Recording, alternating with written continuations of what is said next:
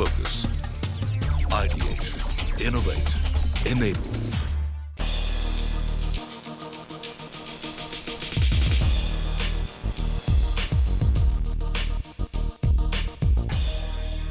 Good evening, everyone. Welcome to Danfoss and CNBC TV18 present Engineering Tomorrow Save Energy Conclave.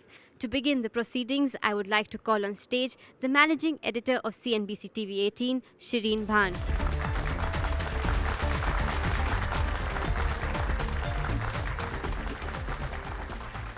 Good evening, ladies and gentlemen. Thank you very much for joining us here this evening. Now, this evening, ladies and gentlemen, is special because we are giving the energy debate a very different narrative. Now, we do believe at CNBC TV18 that saving energy has not been given its due importance, and just like switching to alternate forms of energy is an imperative, we must also now focus on what the industry and what government needs to do to focus on energy efficiency. With that, ladies and gentlemen, once again, my many thanks to join us here this evening. My many thanks to Mr. Piyush Goyal for gracing us this evening. Sir, may I request you to please join us on stage for your welcome address.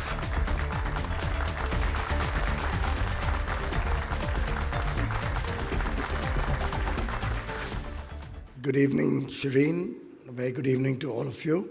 It's very rare to see somebody really concerned about energy efficiency, concerned enough to set two very important panel discussions.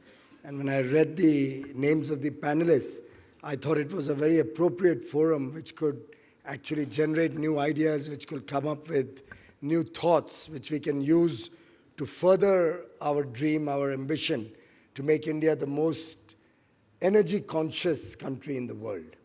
Thank you, Shireen, for making this evening happen. Such a conclave on energy efficiency or saving energy alone probably hasn't been held in a long time. In fact, I recall that it was Mr. Vajpayee's government in NDA 1 who first brought in the concept of energy efficiency and brought in the Act of Parliament to focus on this subject. My best wishes to your seminar. Thank you. Thank you, Mr. Goyal. And to talk more about how we can engineer a tomorrow by achieving more with less, please welcome on stage Mr. Ravichandran Purushottaman, President, Danfoss Industries.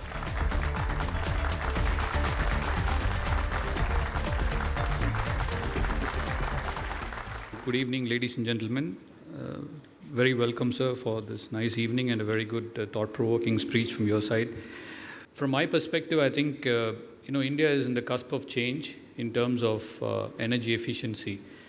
If you look at some of the initiatives that has been done in the last 2 years, especially initiatives like smart cities, digital India, this is clearly setting us into a new path in terms of defining how we should actually take the next generation in terms of energy efficiency. If you look at India, I think 70% of our GDP is generated out of the cities. And the problem really lies in the cities, and in order to make the cities more efficient enough, I think from a perspective of engineering, I think it's about adopting new technologies. So when we are building smart cities, I think we also need to look at how do we embrace new technologies. And from our perspective, I think there are new technologies like district cooling, which completely can replace a few thousand air conditioners in a city, where you can distribute cold air through pipes and you can cool much faster. This is not the technology that doesn't exist. This is a technology that has been deployed in several parts of the world. Now, lastly, from my side, I think my submission to the minister would be is to really look at how we can also look at priority lending for energy efficiency, because this is something that many countries like Korea has adopted it. Maybe that's one of the ideas which I would like to leave it for the evening. Thank you very much.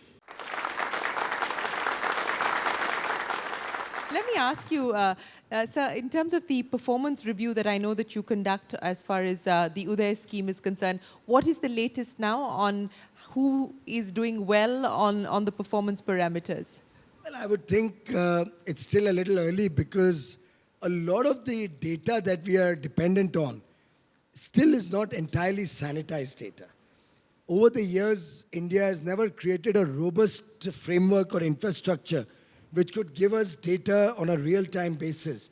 And therefore, as a part of the Deen Dayal Upadhyay Gram Jyoti Yojana and the Integrated Power Development Scheme, we have started the process of putting up feeder meters, smart meters on every feeder in the country, which data will be captured live and will be available for all of you. Okay. We started an app called Urja, U-R-J-A. You could possibly have a look at that.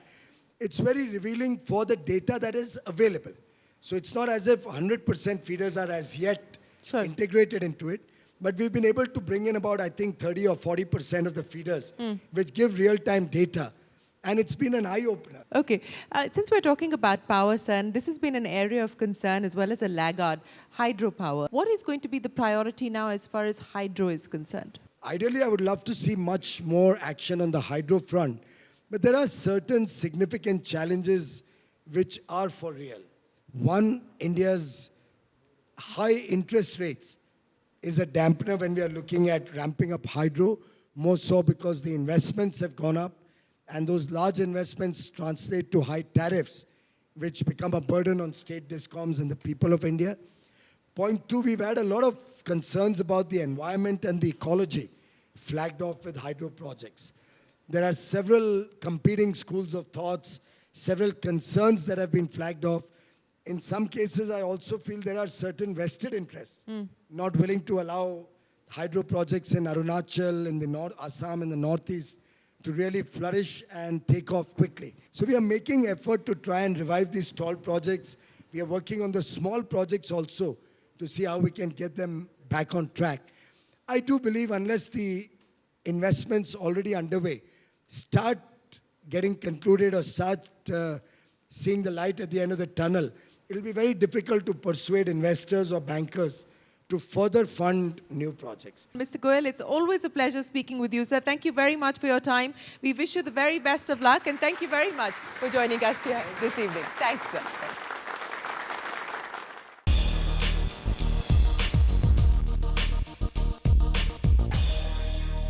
So clearly, what India needs today to secure a better tomorrow is the reduction of energy footprints, or in other words, increasing energy efficiency and making sure energy efficiency shines as India's first feud. May I request Mr. A.B. Ravi, Editor, Special Projects, Network 18, to come up on stage and take the conversation forward on securing India's energy needs. Joining him on the panel are Dr. Kirit Parekh, former member, Planning Commission, Chairman, Integrated Research and Action for Development, Tanmay Tathagat, Director, Environmental Design Solutions, Dr. Pramod Dio, former Chairman, CERC, and Ravichandran Purushothaman, President, Danfoss Industries. The topic of this evening is securing India's energy needs, role of the government and private sector. So let me start this discussion. And we're also going to restrict our discussion to a large extent on the power sector. I want to talk to Dr. Kirit Parekh first. Dr. Parekh, you have been the architect of energy reforms. When you look at the current power scenario, do you think we have come a long way or have a long way to go? Do you think Indian power sector has matured? I think certainly Indian power sector has come a long way. We are at least in a situation where if other things are taken care of, we have all the capacity to generate power to meet all the demand in the country. And I think that itself is a significant step forward. I think I also believe that the Uday scheme has a good potential to get around to some of the problems that leads to these power shortages in some of the state. Pramod, as a longer-serving regulator, what was your concern 2 decades back, and what would it be today then?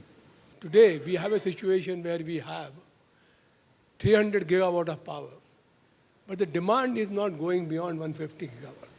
Today, what is happening is that the state distribution companies, it is not that only they are not buying power. In fact, they are selling their power. The idea is that the reason is the tariffs will go up. Now, this is the situation.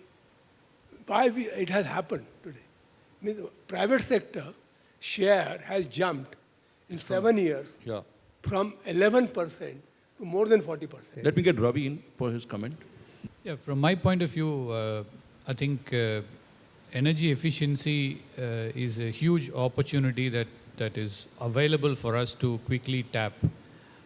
If you look at a hotel building like this, I don't know exactly what is in this hotel, but potentially there are technologies that are available where it can cut down the energy consumption, especially in air conditioning and the storage of food and the refrigerated area of the hotel, which consumes more than 45 to 50% of the energy consumption is coming from these two aspects.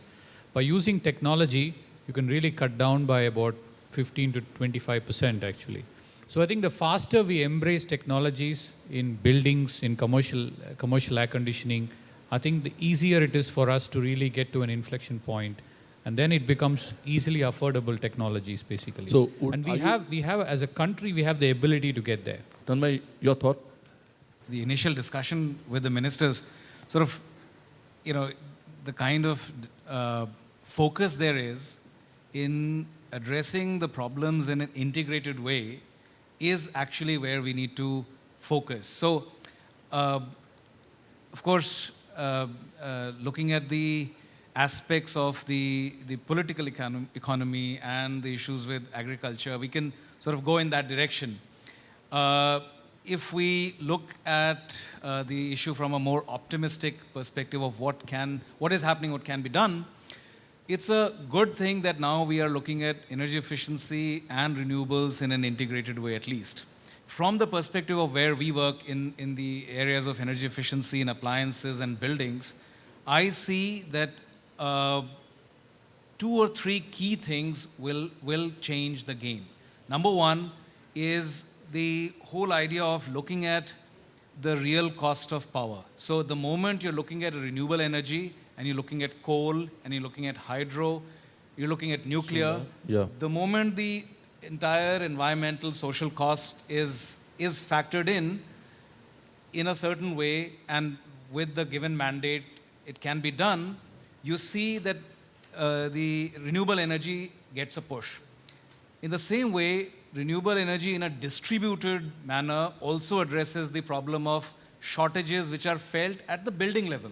Because when you gave all the examples of a hospital and other buildings, there may be plenty of power in the grid or at the power plant. The issue is at the building level. So globally, if you look at EU, if you look at US in certain states, the vision is that you're going towards net zero energy buildings. That means at least the EU mandate is by 2030, all buildings are net zero energy. That means with a combination of energy efficiency and renewables, you are producing enough power to meet most of your demand at the site. We could go on and on, but I think we must stop here. Gentlemen, thanks all along for being on the show. It was a pleasure having you. Thank you very much. Thank you.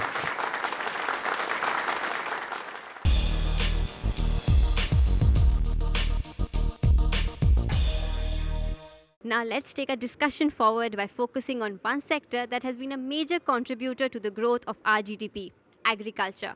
And there is significant scope in this sector for raising quality, cutting down on waste and energy consumption, and in turn doubling the farmer's income. And that's our next topic of conversation. To conduct the panel discussion, I would like to call on stage Mridu Bhandari, Editor, Special Projects, Network 18. Joining her on the panel are Rahul Agarwal, Director of Kulex, Shobhan Patnaik, Secretary, Department of Agriculture, Cooperation and Farmers Welfare, Ministry of Agriculture and Farmers Welfare, Ravichandran Purushottanam, President, Danfoss Industry. And joining us live from Gurgaon is Krish Iyer, President and CEO, Walmart. It's time to start our final session for tonight, and we're calling it Doubling the Farmer's Income. As you all know, agriculture has really been the mainstay of our nation for many decades, employing nearly 58% of our population. India, in fact, is the largest producer of milk in the world and the second largest producer of fruits and vegetables also. Paradoxically, we still lose about 30% of our produce post-harvest, and millions of people in our country still go hungry every day. So Prime Minister Narendra Modi has set a target of doubling the farmer's income by 2022. I'm going to begin with the Agri Secretary's comments on this. Is this really achievable, sir, or do you think the government has set a rather ambitious target for itself? Just to give an introduction, doubling of income can come in several different ways. When we discussed the power sector, we spoke about energy efficiency. Brownfield projects becoming energy efficient, not going so much for greenfield projects. You spoke just now, few minutes back.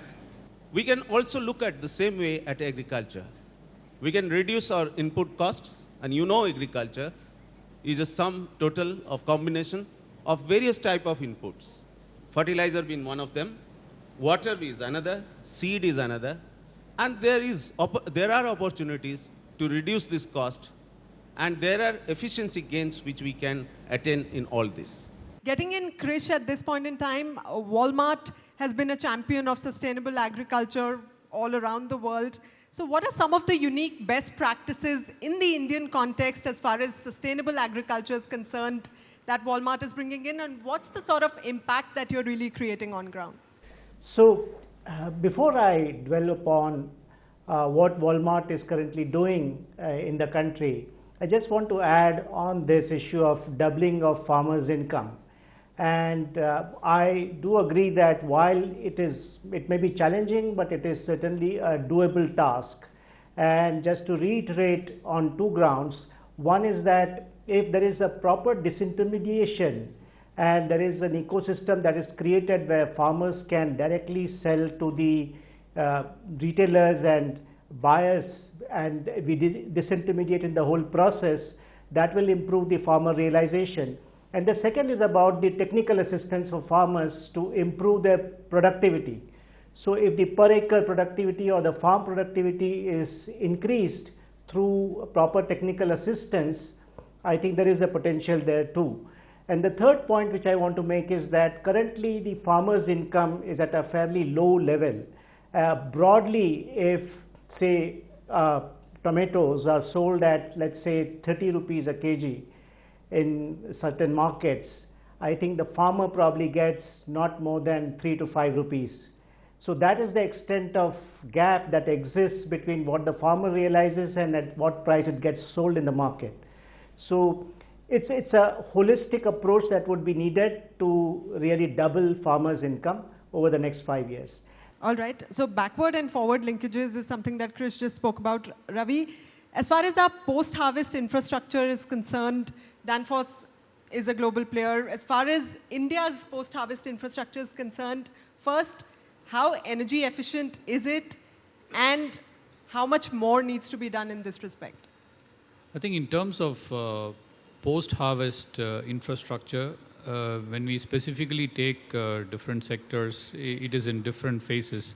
If you take the high-value commodity area, I think there is very strong economic business models that have flourished. Therefore, there's been a lot of investment happening on. Good example is the dairy industry, the seafood industry. There's been a lot of infrastructure that is happening there. Specifically, when it comes to horticulture, I think India still is a very large country. We still need quite a lot of investment in terms of infrastructure. We need more pack houses, for example. When we talk about doubling farmers' income, I think the only way we can do that is to create more value from the producers. Right. And value creation is something that we have not been good at it in agriculture. There's been a loss between the farm and the folk simply because nobody taught us how to actually incrementally add value till it reaches the farm gate end. Right. So I think this is an area where I think the government is putting in a lot of focus the last 2 years. Combined with the food processing initiatives that are happening, I believe that the agriculture producers, especially the horticulture, there's quite a number of initiatives that are on ground. Right. And if we can actually execute all of this in a more energy efficient manner, I think we will be successful. Mr. Patnaik, we were talking a little bit earlier about the roadmap that the government has for achieving this target of doubling the farmer's income. What are the top 3 or 4 things that you're looking at doing in the next 4-5 years? We all know that cereals, the grains, they are subject to post-harvest losses to the extent of 8 to 10%, whereas fruits and vegetables, it's a high of 20 to 30%. Right. So there's a great scope for reduction of losses, and for which we have an ambitious program, the National Cold Chain Development. That's an initiative of the Ministry of Agriculture, and Danfoss is one of the, I think, partners in that. that speaks volumes of how we have associated ourselves with the industry, apart from the initiative that government has taken to give emphasis on the creation of a state-of-the-art, energy-efficient cold storage infrastructure in this country. It's another thing that we may need a lot of investment which needs to come to this sector. And there may be some policy prescriptions to see that investment of this scale and nature takes place in an accelerated manner. But coming back to the originals, at the level of the farm or the farmer's household, at the household level, there is great scope for reduction of use of fertilizers. In fact, government has launched an ambitious program of soil health cards. And basically this soil health card is just to assess the potential of the soil and what type of fertilizer is required by the soil, so that you administer only the quantity and the quality which the soil needs. All right. You all know that the government has launched a very ambitious and attractive transformational insurance scheme for the farmers, which is called Pradhan Mantri Fasal Bima Yojana. So, you know, all these efforts are certainly going to transform life. It's not going to be incremental. I'm certain it will be transformational in nature. All right. Thank you, Krish, for joining us tonight on this special panel discussion. And thank you, gentlemen. It's been a pleasure talking to you.